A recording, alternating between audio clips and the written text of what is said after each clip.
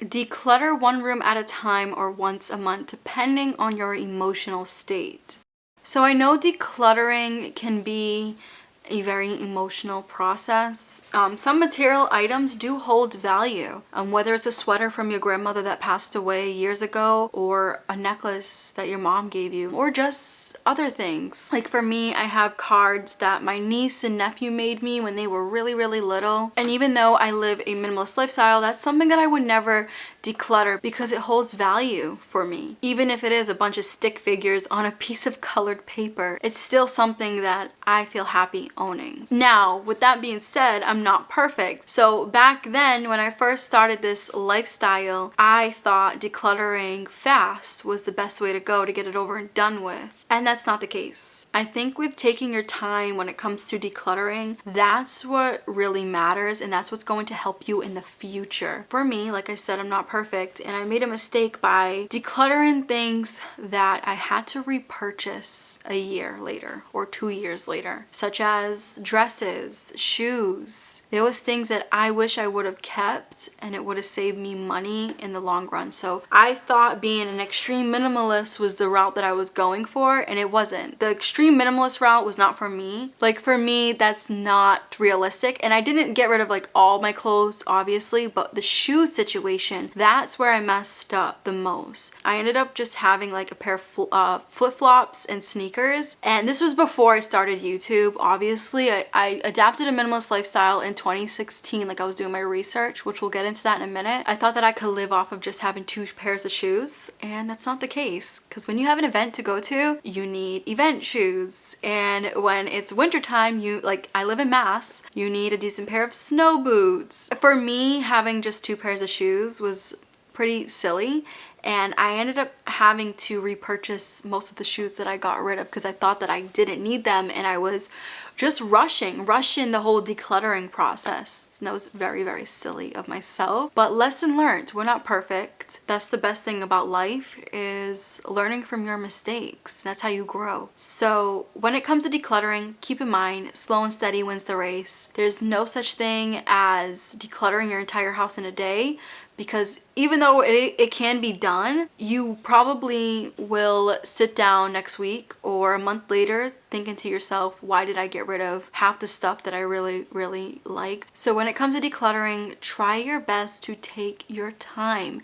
You're the only one that makes the rules with this. I mean, you're trying this whole new lifestyle for yourself, so why not give yourself some grace when it comes to decluttering? Start small. Start with the smallest room in the house, whether it's the kitchen, the bathroom, and then move to larger rooms. And even if it takes you a month to declutter the smallest room, then shall be it. It doesn't matter. You're not in a rush. So keep that in mind, because the minute you start to declutter with that rush mentality, you're probably going to have to repurchase half of the things that you got rid of. And that's not what we're trying to do here. We're trying to save money.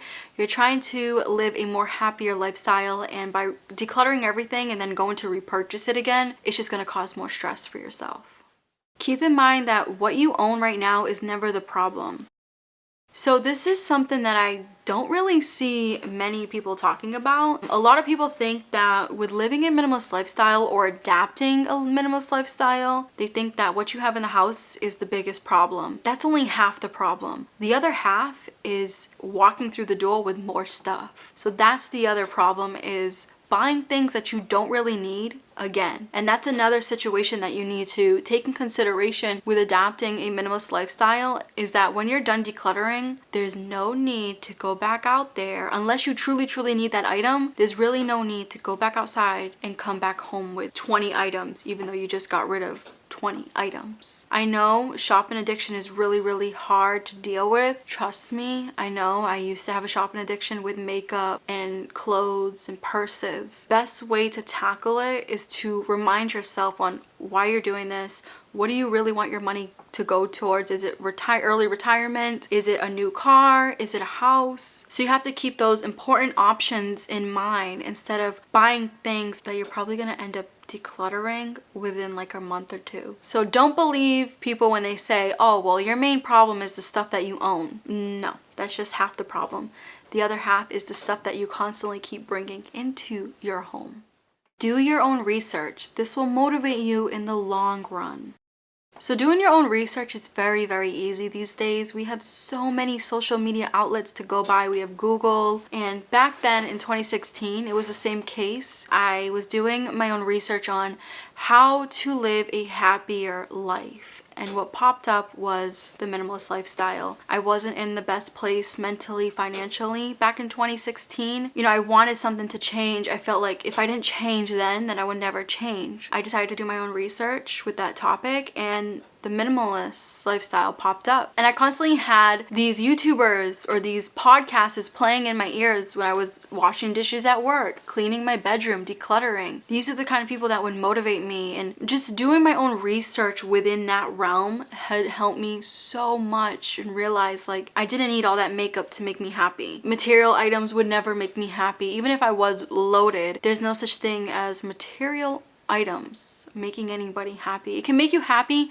for a certain amount of time, but it wasn't the lifestyle that I wanted to live. I think with doing your own research with certain topics or certain things that you want to change your life with, that's when you start to respect the process more, because you took the time out to learn about this lifestyle or this thing that you wanted to learn about, if that makes any sense. So the process with wanting to learn and then learning more about that subject, getting really involved into it, you respect it a lot more. So it's not just a phase. I remember when I started to declutter things and I picked up this lifestyle, everyone at my old job was like, "Oh, it's just a phase, Kara, just like the makeup." I have done my research for a year and this is truly what I want my life to be like. And everyone would laugh at me. Here I am, 6 years later, still living a minimalist lifestyle. And obviously I'm not perfect. There's some things that I do buy that I shouldn't have purchased, but I'm not as bad as I used to be. And I look at life and I think of life differently now, and I respect the value of $1 a lot more now. So yeah, that's my story. You know, with my research, I got really deep into it and it truly helped me gain that confidence I needed in order to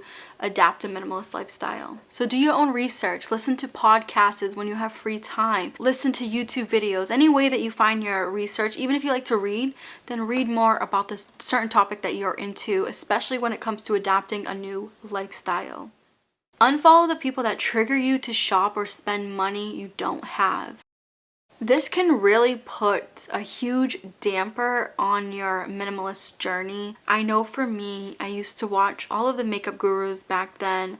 I used to watch the skincare gurus. Well, they weren't really like dermatologists. They were just people that like skincare stuff. And there's a lot of materialistic channels. And those are the things that can get you to spend money you don't have, or it can cause like a trigger. Same thing goes for me now. Even though I don't really have triggers to purchase items, my biggest problem is sweets. So of course I'm not going to be subscribed to a baking channel because it's going to want me to eat sweets every day or to pick up sweets for no reason at a grocery store. So the same thing goes for when you're adapting a minimalist lifestyle. Unsubscribe, unfollow the people that make you want to spend money that you don't really need to be spending right now. That's the easiest thing to do when it comes to adapting a minimalist lifestyle, is unfollowing the people that are not doing you any justice. So follow the people that will help you want to achieve more with this lifestyle, save more money. Obviously, it's not forever.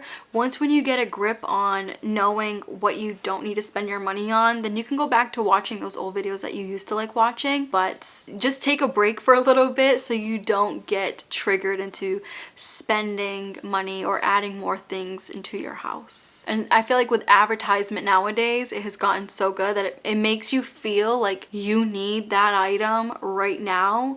And in reality, you really don't, because if you needed that item, then you would already have it or you would go out and buy it. But if you didn't think of it before, why do you need it now? And the last thing when it comes to starting a minimalist journey is, if you fail, get up and try again. I mean, Aaliyah didn't make that song for nothing. It's very, very true. If you fail, like you decluttered and then you just went back out and shopped again, that's okay. No one's perfect. Get up and try again. Life is all about learning and growing and making mistakes. If you're not making mistakes in life, then it's hard for you to grow and learn. Because trust me, till this day, I'm still making mistakes, and I know that there's more mistakes to come, but I know that I'm going to learn from them. And even if it takes me 10 times to learn from that one mistake, then shall be it. We're all different. We all learn different. There's no such thing as learning one mistake that first time. It takes a couple times to learn from one mistake. I mean, I'm still learning from the whole shoe situation.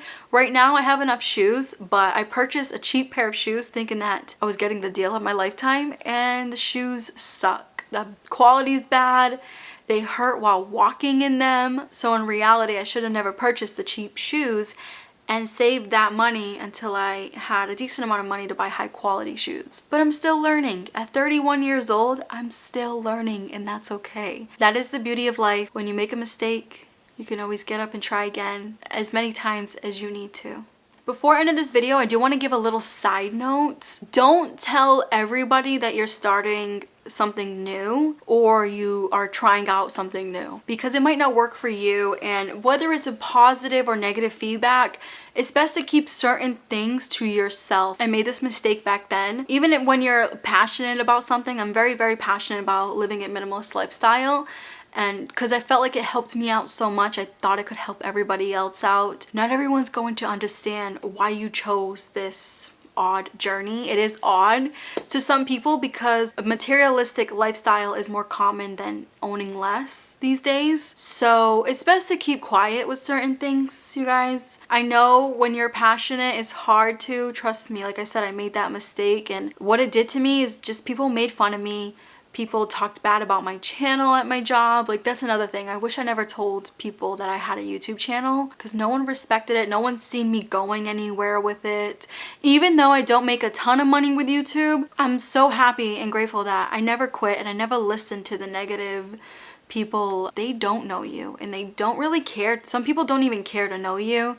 They just want to judge, whether it's positive or negative. Keep certain things to yourself, especially when you are adapting a new lifestyle. Keep it to yourself. You will thank me in the long run. Like I said, whether it's positive or negative feedback, it's going to affect your overall outcome eventually. I mean, there's been so many times back then that I wanted to quit YouTube just due to people saying how cringy my videos were. Yeah, I just dealt with a lot of negativity, and I'm glad I never really let it get to me. I'm glad that I stay true to myself and for what I believe in, you know, what makes me happy. Because at the end of the day, what makes you happy is what really matters, not what other people are saying or telling you what to do or what you should not do. You need to do what works for you, because life is so short, and if you live by everybody else's feedback, you're not really living. You're actually living for these people. And I mean, I don't know about you guys, but I want to live for myself, and I want to be happy with the choices that I make, whether they're bad or good.